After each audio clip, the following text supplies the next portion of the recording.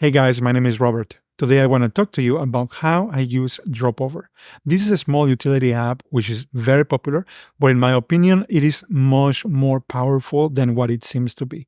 It's an incredible productivity tool, but most users only stay on the very surface of what this application can do. So the idea with this video is, first of all, introduce you to the app and some of its basic features, but also show you how I integrate it with my system. So hopefully you can get some ideas that you can implement for yourself. Whether you're an average user or more of a power user, I am convinced that Dropover has features that can significantly boost your workflow. Let me briefly try to cover the basics. Let's say that you're on your computer and you have a file that you want to drag to another application or to another folder. That's where you will be using Dropover. So you can start dragging and then shake your mouse, and then you have this temporary shelf appear. Then you can go and look for your other folder and you can just drag it off. Basically, it's like an upgrade from the traditional drag and drop.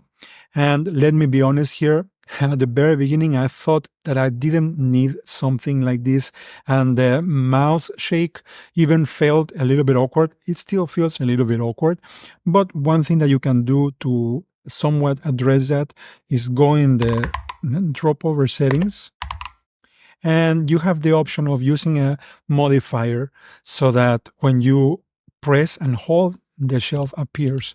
So I can be dragging and then press, hold, shift, and that just feels much more natural. If you do not mind having a hand on top of your keyboard, of course. But here's where it starts to get interesting.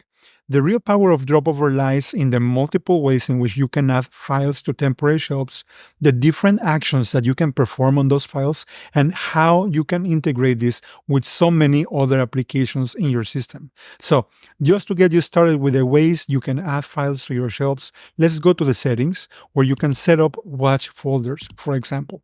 Any file placed in a watch folder automatically appears in its own shelf.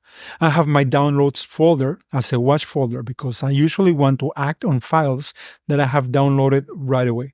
I really try my best to avoid clutter, so everything that goes in there very quickly goes out to wherever it should go. You can also set up rules for Dropover to ignore specific file names or extensions within these watch folders, by the way. Another really cool feature is that Dropover allows you to set a keyboard shortcut to create a shelf from a file that you have on your clipboard. This opened up a lot of possibilities for me because I created a Keyboard Maestro macro, which basically executes the Command C keyboard shortcut, and right after that it will also perform the keyboard shortcut for Dropover to create a shelf from my clipboard. So with just a single click, I can have my selected file from Finder in a shelf. Now let me tell you about some things that you can do with the files once they are in a shelf. Dropover offers a variety of actions on your right-click menu with some common things like resize images, compress, extract text, get info, rename. Dropover even gives 8 gigabytes of cloud storage to its users. And this is the first time that I have seen a one-time payment app do something like this. You can just specify here expiration date, a password if you want, and the moment that you click share, you got a link on your clipboard ready to share. And by the way, if you use another cloud service, let me go to the settings.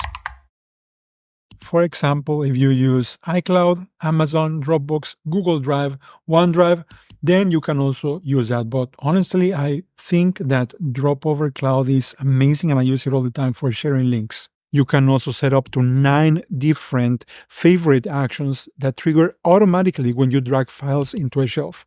No more hunting through menus or submenus for your most used actions. Oh, and Dropover also offers useful keyboard shortcuts that work when you are hovering over a shelf. I can, for example, have this search bar where I can look anything from the context menu, upload. I can also dock my shelf if I don't plan to use the contents right away. I can quick look the contents. Oh wait, there's even more. Everything that I have told you until now is great, but could still be considered kind of basic. You really can get into much more advanced stuff once you start customizing all of the available actions. You can start simple. You can go here in the settings where it says custom actions, and you can add some applications that you want to use for opening the files in your shelf, or you can use any of these actions and set some predefined parameters so that, the files can be moved very quickly to a folder or resized to a specific size, stuff like that. But for me, the most amazing thing is that Dropover integrates beautifully with the Shortcuts app on Mac, which allows for much more. This integration lets you access the files in a shelf and their paths from within a shortcut, opening up endless possibilities. You can send those paths to other apps or automation tools like Alfred, Better Touch Tool, or Keyboard Maestro to perform even more actions. I have to mention that I love using my keyboard, the Nocfree Lite, and up until recently, most of my automation tasks were performed in this way, just with a tap or two. I am now exploring a lot more automation opportunities with my mouse, but still, the main idea is the same, finding quick ways to perform actions in an effortless way, without having to constantly be switching between devices. So, Dropover has become essential for me in this kind of workflow because once you combine it with other tools, the potential is limited only by your own creativity. For example, let's say that the last file that you had on a shelf was an image. With just a key press, I can bring it up again. Another key press, and I have an Imgur link for me to share. Move files to a specific folder, run Alfred actions. If it's an audio file, I can transcribe it with Whisper AI, run scripts on files. For those actions, actually, that require you to have the mouse hovering on top of the shelf, with something like Keyboard Maestro, which can find images on your screen, you can move your mouse to the shelf, perform an action, and bring the mouse back to the original position in like half a second. So I can even do stuff like docking the shelf or undocking it, or see that search bar that I showed you before. I have set up an entire layer on my keyboard specifically for dropover actions using Karabiner. This allows me to trigger all of my dropover related actions and shortcuts without even touching my mouse.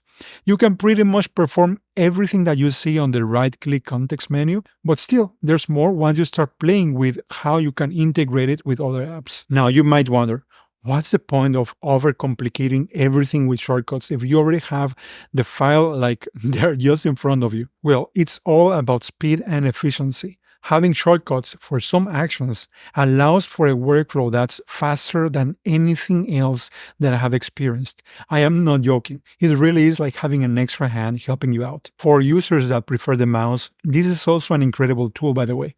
You can configure a lot with clicks and gestures if you combine it with other apps. For example, one application that I'm loving right now, and I plan to have another video on later on, is Kando, which is like this menu around my mouse. And I have an entire section for Dropover and different actions that I have there. So let's say that I take a screenshot. And once I have my image on my shelf, I can go to Dropover and send it for annotation on CleanShot. With just one gesture, I can save that and then I can open a website. I have a Keyboard Maestro macro which finds a dropover shelf. It will select whatever I have it in there and it will drag it to the position of my mouse. All of that very quickly and with just a click. So I'm not touching anything and that's happening. It just allows me to save some traveling, especially in my bigger screen. One thing that I do wish for as a power user is more ways to access files from a shelf. Perhaps using AppleScript or something else. It would also be great if we could perform all of the shelf hovering keyboard shortcuts through AppleScript or a URL scheme. This would make integration with other apps even more convenient. But even with what we have right now, the possibilities are huge, far more than what's advertised. At its current price of $5.99 as a one-time payment, Dropover is an absolute steal. I am not affiliated with the app in any way. I just really believe that it's a fantastic tool that deserves more recognition. Remember that I will be linking a list of my most common dropover actions so you can get some ideas. I would also love to hear your feedback. How do you use dropover? Or is there another application that you think is like this with lots of potential that hasn't been explored enough? Let me know in the comments. Don't forget that you can subscribe to my newsletter for more updates on what I'm up to. There's a few more videos on automation tools coming up, so subscribe if you do not want to miss that. Thank you so much for watching, and I'll see you soon.